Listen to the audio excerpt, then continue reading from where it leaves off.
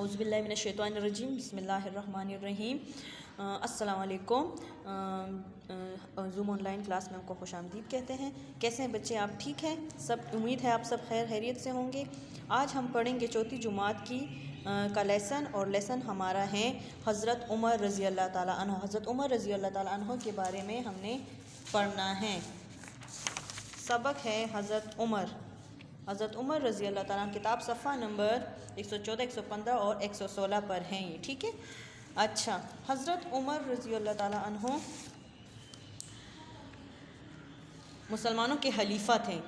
تو آپ کو پتہ ہے بیٹا کہ خلفائے راشدین کتنے تھے؟ کتنے خلیفہ تھے؟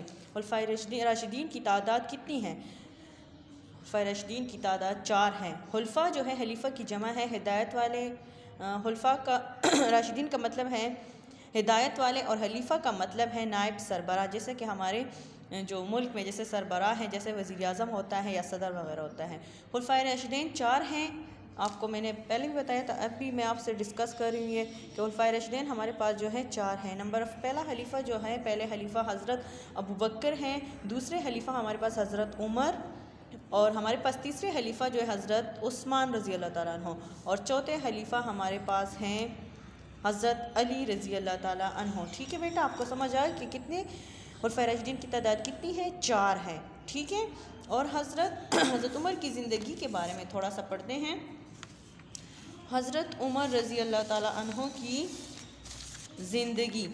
حضرت عمر رضی اللہ تعالیٰ کی زندگی کیسی تھی، پڑھیں گے اس کے بعد۔ حضرت عمر کے والد کا نام حطاب تھا۔ کیا تھا؟ حطاب۔ آپ رضی اللہ تعالیٰ کی کنیت ابو حفص تھی۔ کنیت اس کو کہتے ہیں کہ گھر والوں کی طرف سے آپ کو جو کوئی خاص نام دیا جاتا ہے تو اس کو کنیت کہتے ہیں، جیسے کہ ابن بنت، اور ابن جیسے کہ سعد بن ابی وقاص، بن کا مطلب ہے بیٹا اور بنت کا مطلب ہے بیٹی، ٹھیک ہے۔ نمبر 3، آپ رضی اللہ تعالیٰ کا لقب فاروق تھا۔ اور لقب کسے کہتے ہیں؟ پتہ ہے لقب کا مطلب ہے، لقب اس کو کہتے ہیں جب کہ کسی خاص خوبی کی وجہ سے جب کسی شخص کو کوئی خاص نام دیا جاتا ہے اس کو کہتے ہیں لقب۔ جب کسی شخص میں کوئی اچھی خوبی موجود ہو اور اس کو دیکھ کر جب اس شخص کو نام دیا جاتا ہے اس کو کہتے ہیں لقب۔ آپ صلی اللہ علیہ وسلم نے حضرت عمر کو فاروق کا لقب دیا تھا۔ فاروق کا مطلب ہے عدل انصاف کرنے والا، یعنی حق و باطل میں فرق کرنے والا، ٹھیک ہے۔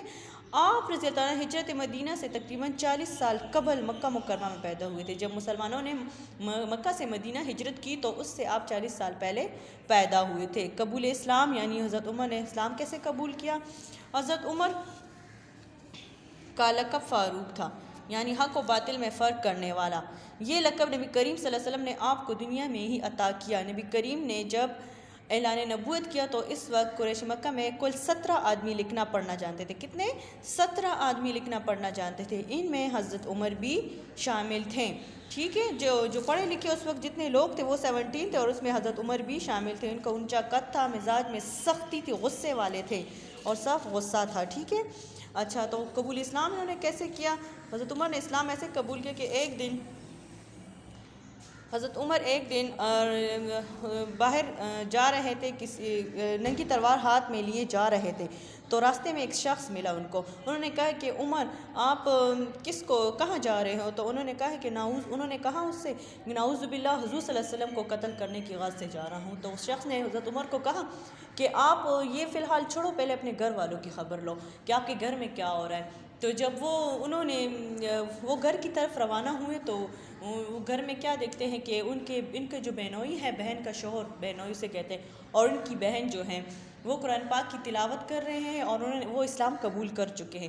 جب گھر میں داخل ہوئے تو انہوں نے اپنی بہن اور بہنوئی کو پکڑ کر سخت مارا، یہاں تک کہ لہو لہان کری، یعنی شدید زخمی کیا، بہت مارا پیٹا کہ وہ کیوں مسلمان ہوئے۔ تو پھر ان کو اپنی بہن پہ وہ ہو گئے۔ انہوں نے اپنی بہن سے کہا کہ ابھی جو آپ پڑھ رہی تھی میرے آنے سے پہلے، ذرا مجھے وہ پڑھ کر سناؤ کہ آپ کیا پڑھ رہی تھی۔ تو جب ان کی بہن نے سورہ طٰہٰ کی آیاتیں پڑھی تو پڑھنا شروع کی، تو آپ کے دل پر اتنا گہرا اثر ہوا کہ آپ کا دل نرم پڑ گیا اور آپ مسلمان ہو گئے۔ اس طرح آپ مسلمان ہوئے تھے، سمجھ آئی بیٹا؟ اچھا، اب ہے حضرت عمر کا دور حکومت۔ حضرت عمر کا دور حکومت حضرت ابوبکر کی وصال کے بعد ان کا دور حکومت یعنی کیسا تھا اس کے بارے میں پڑھیں گے۔ حضرت ابو بکر کی وصال کے بعد حضرت عمر رضی اللہ عنہ دوسرے خلیفہ منتخب ہوئے. مسلمانوں کے کون سے خلیفہ منتخب ہوئے؟ دوسرے. جب حضرت ابو بکر کی وفات ہو گئی، وصال کہتے ہیں وفات، تو حضرت عمر جو تھے وہ مسلمانوں کے دوسرے خلیفہ منتخب ہوئے یعنی بنے. حضرت عمر کے دور حکومت میں اب پڑھیں گے کون کون سے علاقے انہوں نے فتح کیے تھے، ان کے دور حکومت میں کون کون سے علاقے فتح ہوئے. ان کے دور حکومت میں مصر، عراق، ایران اور شام جیسے ممالک فتح ہوئے تھے، انہوں نے فتح کیا. حضرت عمر نے ایسا اسلامی نظام قائم کیا جو آج تک دنیا میں رائج ہے. انہوں نے جو اسلامی نظام قائم کیا تھا تو وہ ابھی تک دنیا کے بہت سے ممالک میں وہ موجود ہیں. ٹھیک ہے، یہاں تک کہ 45 ممالک میں ان کا نظام جو ہے، حکومت کا جو نظام تھا وہ موجود ہے. اس کے بعد ہم پڑھیں گے حضرت عمر کی اسلام کے لیے خدمات. انہوں نے اسلام کے لیے کیا کیا خدمت کی، کیا کیا خدمات سر انجام دی. مؤذن کی تنخواہ مقرر کی. مؤذن اذان دینے والا جو ہوتا ہے اس کی تنخواہ مقرر کی، اس کے لیے خاص تنخواہ رکھی. مسجدوں میں روشنی کا بندوبست کیا، یعنی شاید پہلے اندھیرا ہوتا تھا اس لیے انہوں نے مسجد میں یہ لائٹس وغیرہ ہوتی اس کا جو بندوبست کیا. پولیس اور ڈاک کا محکمہ بنایا. پولیس کا محکمہ بھی آج موجود ہے اور ڈاک کا بھی ہوتا ہے، تو یہ والا پولیس اور ڈاک کا محکمہ بنایا. فوج کا محکمہ بنایا. فوج کا محکمہ بھی ہمارے ملک میں ہے ابھی.